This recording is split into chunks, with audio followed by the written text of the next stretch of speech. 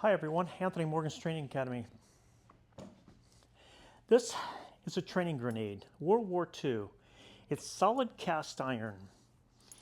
Okay, there's no moving parts on this at all, and it was used just for training. Okay, it does have a pin, but there's no moving parts. The handle doesn't come up, and so pretty cool. They're relatively costly if you go to buy them. Now, the next one is a Fairborn and Sykes dagger. Okay, again, World War II. Okay, this is a really old one. Now, the reason I'm showing you these is to ask you a question. As it was asked to me years and years ago, would you rather have a grenade or a dagger? Now, and the reason that question came across, it's because of the circumstance.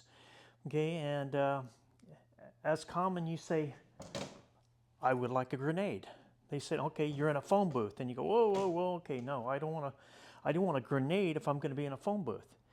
You say, I'll take the dagger. So that completes that scenario. The next one, you say, okay, what would you like, a rifle or a machine gun?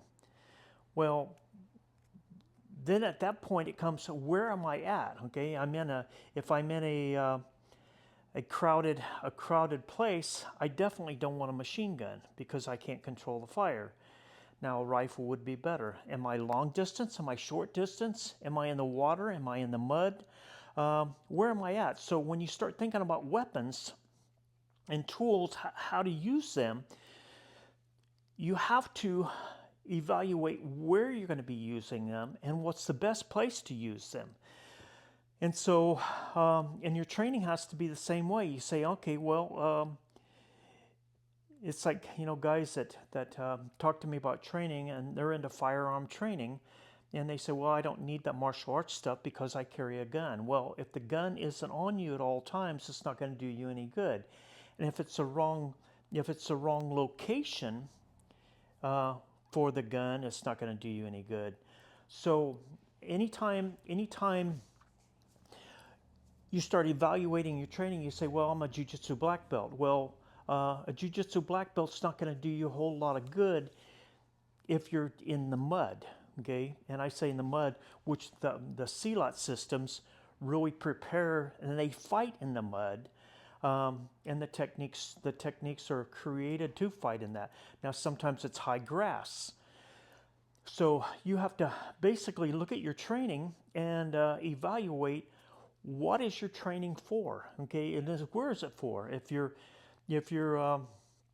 in deep snow, well, a lot of stuff's not going to work really well. So you need to be very well rounded in your training. Now it may be, you say, and that's why a lot of us, we study boxing, we study kung fu, we study Filipino stick fighting, and so it gives us a full relationship with everything we might need. Okay, kicking arts aren't going to work really good in mud. Okay, kicking arts aren't going to work real well if you're in the water. Like being a Navy SEAL or something, you're not going to be doing a lot of kicking. So they have to really find that training that fits best for what you're doing. So anytime if you say, well, okay, I don't need anything other than you know a dagger. Well, okay, dagger still has its problems. If you're trying to work distance on a fight situation, the dagger isn't going to do you any good. So that's where you have to have long range tools. And being proficient in long range tools is important. So my whole point here is to make you really look at your training and saying, okay, am I going to always be in here on a mat, okay, to where I can take a good fall? What happens if I go out there on the sidewalk? What happens if it's raining? What happens if it's freezing out there and the sidewalk's slippery? Sometimes you can't even really walk. So if you can't walk, how are you going to kick? Guys say, well, I'll just kick him in the head. Well, if you're on ice, you're not going to be able to kick to the head because you're not going to have a stable foundation. So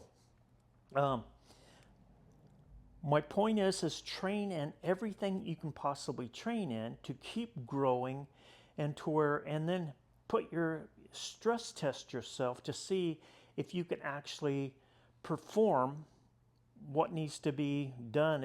If you have two guys holding your arms, can you work out of that?